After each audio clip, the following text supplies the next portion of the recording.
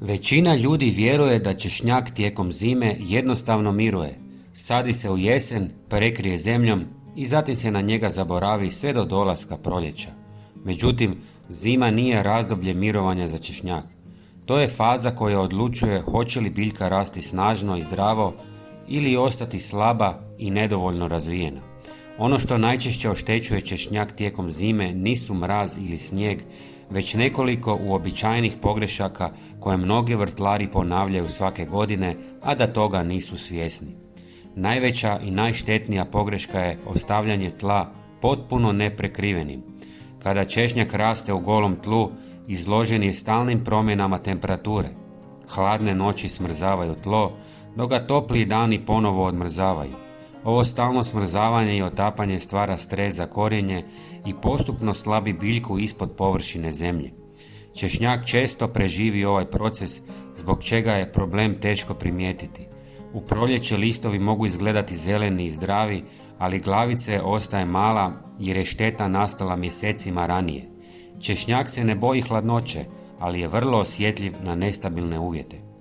Prije nego nastavimo dalje, napišite u komentarima da, ako ste posadili češnjak, kako bismo širili pozitivnu energiju. Hvala vam.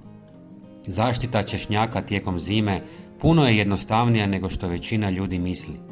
Tlu je potreban samo lagani pokrov kako bi ostalo stabilno i zaštićeno. Materijali poput suhog lišća, slame, pokošene trave ili laganog komposta vrlo dobro funkcioniraju. Čak i tanak sloj pomaže u regulaciji temperature, štiti korijenje i čuva strukturu tla tijekom cijele zime. Ovaj mali korak može napraviti veliku razliku kada rast započne u proljeće. Još jedna česta pogreška je zalijevanje češnjaka tijekom zime. Kada se pojave blaži zimski dani, mnogi pretpostave da je tlo presuho i odluče dodati vodu.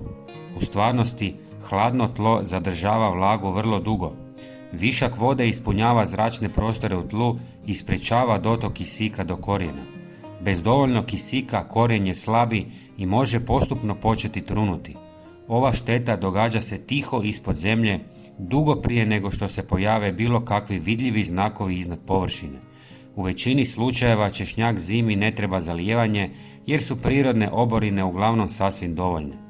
Neki vrtlari također griješe kada prerano dodaju gnojivo.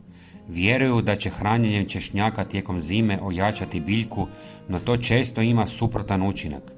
Češnjak bi tijekom hladnih mjeseci trebao ostati u stanju mirovanja.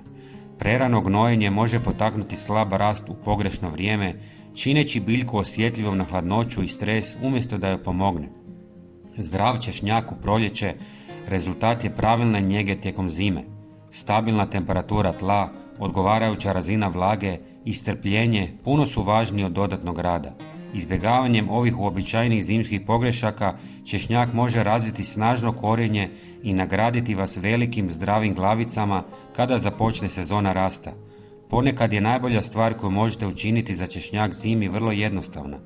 Zaštitite ga, nemojte ga nepotrebno uznemiravati i pustite prirodu da odradi svoj posao.